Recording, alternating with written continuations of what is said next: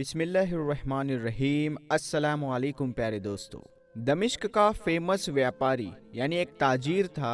आधी रात के वक्त सड़कों पे टहल रहा था। मौसम खुशगवार होने के बावजूद उसका दम जैसे घुटता जा रहा था।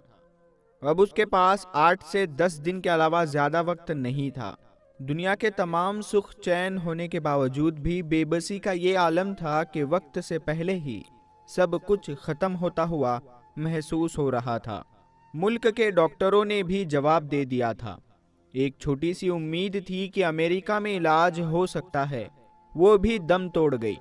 जब वहाँ कई महीनों टेस्ट वगैरह करवाने के बाद एक सीनियर डॉक्टर ने एक दिन आकर नरमी से समझाया कि आपके पास ज़्यादा वक्त नहीं है, लिहाजा मेरा मशवरा है और अक्लमंदी भी यही होगी कि आपका बचा हुआ कीमती वक्त आप अपने बीवी बच्चों के साथ गुजारे। रात के उस पहर बेखबरी के आलम में न जाने कितनी देर तक टहलता रहा। उसकी सोचों का जाला उस वक्त टूटा जब वो एक पुल के पास पहुंचा। सड़क के दूसरी तरफ एक औरत खड़ी थी, किसी आदमी से बातें कर रही थी। लगभग 30 साल के करीब उस औरत की उम्र थी। उसका बात करने का अंदाज मिन्नत समाजत वाला लग रहा था, जैसे कि वो उसके सामने गिड़गिड़ा रही है, जबकि वो आदमी गुंडा किस्म का लग रहा था जिससे वो बात कर रही थी, जो कि उसकी बात नहीं मान रहा था। उस ताजीर की यानी उस व्यापारी के चलने की रफ्तार खुद ब खुद धीमी हो गई। कानों में जब आवाज पहुंचना शुरू हुई तो वो औरत कह रही थी कि खुदा के वास्ते मुझे इतने पैसों की जरूरत है, बच्चे भूखे हैं, मैं तुम्हारे साथ चलने को तैयार हूँ।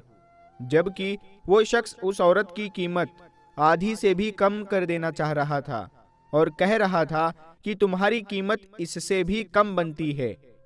वो शख्स इतना कहकर वहां से निकल गया। वो औरत हसरत की तस्वीर बनी खड़ी रह गई। वो ताजीर उस औरत की तरफ चल दिया। उसे नजदीक आता देखकर औरत चौकन्नी हो गई और उम्मीद भरी नजरों से करीब आते हुए वो देख रही थी। वो ताजिर उसके नजदीक पहुंचा कि उससे पहले ही ये औरत आगे बढ़ी। उसका अंदाज ऐसा था कि जैसे अपने ऊपर जबरदस्ती कर रही हो। उस ताजीर ने करीब पहुंचते ही सलाम किया। फिर उस औरत ने बनावटी मुस्कान के साथ जवाब दिया और टटोलती हुई नजरों से देखा और थोड़ा नजदीक होते हुए माना खेज अंदाज बनाकर पूछा, क्या मूड है? वो ताजिर थोड़ा पीछे हटा और नरमी से कहने लगा, नहीं, ऐसी कोई बात नहीं है। दरअसल मैं अभी गुजरते हुए तुम्हारी उस आदमी के साथ थोड़ी सी बात सुन रहा था। आप मुझे बता सकते हैं कि आपको क्या मसला है, क्या परेशानी है? तो इतना पूछना था कि जो औरत मजबूत दिखाई देने की कोशिश कर रही थी वो एकदम से कमजोर सी हो गई और कहने लगी, भाई कसम है उस जात की जो हमारी गुफ्तगू सुन रहा है, मैं उस तरह की औरत नहीं हूँ जो इस वक्त अपने घर से निकलकर सड़कों पर किसी का इंतजार करे, मगर मैं बहुत मजबूर थी। मजबूरी के आलम में मैं इस वक्त इस जगह पर हूँ। ऐसा लगा जैसे उसका दिल किसी ने मुट्ठी में ले लिया हो। वो ताजिर नरमी से बोला, दिलों के हाल तो अल्लाह ही जानता है। ऐ बहन, मुझे बता सकती है कि क्या बात है? वो कहने लगी कि मैं बेवा औरत हूँ, मेरे छोटे छोटे बच्चे हैं और शोहर को गुजरे हुए 1 साल होने को है। शुरू में तो पड़ोसी रिश्तेदार कुछ मदद वगैरह कर देते थे, लेकिन धीरे धीरे सबने हाथ खींच लिया। घर में राशन नाम की कोई चीज नहीं है। किराएदार का सब्र भी खत्म हो गया है। उसने कल शाम तक की आखिरी मोहलत दी है कि अगर किराया नहीं दिया तो सामान समेत घर से निकाल दिया जाएगा। मेरे पास और कोई रास्ता नहीं था सिवाय इसके कि मैं अपने आप को, ये कहते हुए उसकी आवाज जैसे बैठ सी गई हो। उस ताजिर ने दूसरी तरफ मुड़कर बहाने से अपने आंसू साफ किए और मुड़कर जल्दी से बोला, हाँ बस बस ठीक है बहन, कोई बात नहीं। उसके बाद उसने अपने जेबों में हाथ डाले। तब उसको पता चला कि जेबों में जो रकम है वो ना होने के बराबर है, क्योंकि जिस आलम में वो अपने घर से निकला था उसे तो कोई होश ही नहीं था। उसने उस औरत से कहा कि फिलहाल आप ये रखे और आप मुझे आपका पता बता दीजिए। फिक्र करने की कोई जरूरत नहीं है, आप अपने घर जाइए, इंशाअल्लाह सब ठीक हो जाएगा। औरत भी यकीनी के अंदाज में उसकी तरफ देखे जा रही थी, जैसे सोच रही हो कि उस पर भरोसा करे या ना करे। उस ताजिर ने फिर से यकीन भी दिलाया कि तुम जाओ और अपना पता बता दो। आखिरकार उस औरत ने अपना पता बता दिया और घर की तरफ चल पड़ी। उस औरत को जाता देखने के बाद वो भी अपने घर की तरफ मुड़ा और तेजी से कदम उठाने लगा। घर पहुंचकर उसने काफी सारा नगद लिया और अपने ड्राइवर को बड़ी वैन निकालने को कहा और खुद ड्राइविंग करते हुए शहर के 24 घंटे खुले रहने वाले स्टोर से ढेर सारा राशन वैन में भरा और औरत के बताए हुए पते पर पहुंचकर सारा राशन उसके घर पर उतारा। बाकी की रकम उस बहन को दे दी और कहा सुबह किराएदार से वो खुद बात कर लेगा और किराए का मसला निपटा देगा और इंशाअल्लाह हर महीने मखसूस रकम आप तक पहुंचा दी जाएगी। ये कहकर बिना कुछ कहे सुने वापस मुड़ गया। औरत मूर्ति की तरह बिना कुछ कहे आंसू भरी निगाहों से उसको देख रही थी और वो ताजिर गाड़ी समेत नजरों से ओझल हो गया। उस ताजिर की कैफियत अब बिल्कुल अलग सी थी। उसके अंग अंग से खुशी फूट रही थी। कुछ घंटे पहले जो उसकी हालत थी वो अब अक्सर बदल गई थी। उसे 8 से 10 दिन ज्यादा गुजारने की जो फिक्र थी वो थोड़ी सी कम हो गई थी। यानी उस ताजिर को तो डॉक्टर ने कहा था कि बचे कुछ थोड़े से दिन है, जो 8-10 दिन या हो गया या महीना होगा, तो इनको आप अपने बीवी बच्चों के साथ गुजार लो क्योंकि अब आपका बचना मुमकिन नहीं है।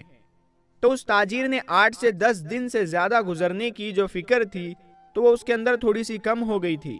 8 से 10 दिनों का ख्याल आते ही उसने कागज कलम लेकर औरत का पता लिखकर वसीयत लिखी।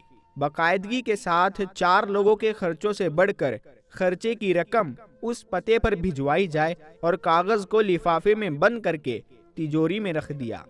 अब उसे लग रहा था कि अपने आखिरी सफर के लिए अब वो तैयार है। फिर हफ्ता गुजर गया और फिर पूरे 15 दिन गुजर गए। घर वालों के कहने के बावजूद वो अस्पताल नहीं गया और फिर पूरा महीना गुजर गया। अगले महीने की रकम भी उसने फौरन भिजवा दी और फिर 1 महीना और 1 महीना और ऐसा करते करते पूरा साल गुजर गया। वो मामूल के मुताबिक रकम भिजवाता रहा। फिर 5 साल गुजर गए और फिर 10 साल गुजर गए और फिर 20 साल गुजर जाने के बाद वो ताजिर तहज्जुद के लिए उठा, वजू करके तहज्जुद शुरू की और सजदे में दुआ करते करते उसकी रूह कब्ज़ हो गई और वो सजदे की हालत में रुखसत हो गया। ये सच्चा वाकया यही ख़त्म नहीं होता बल्कि इसकी असल कड़ी अब शुरू होती है। घर वाले जब सुबह को उठे तो उसको सजदे की हालत में मुर्दा पाया। अफसोस के साथ साथ घर वालों को इस बात की खुशी भी थी कि अच्छी और मुबारक मौत हुई।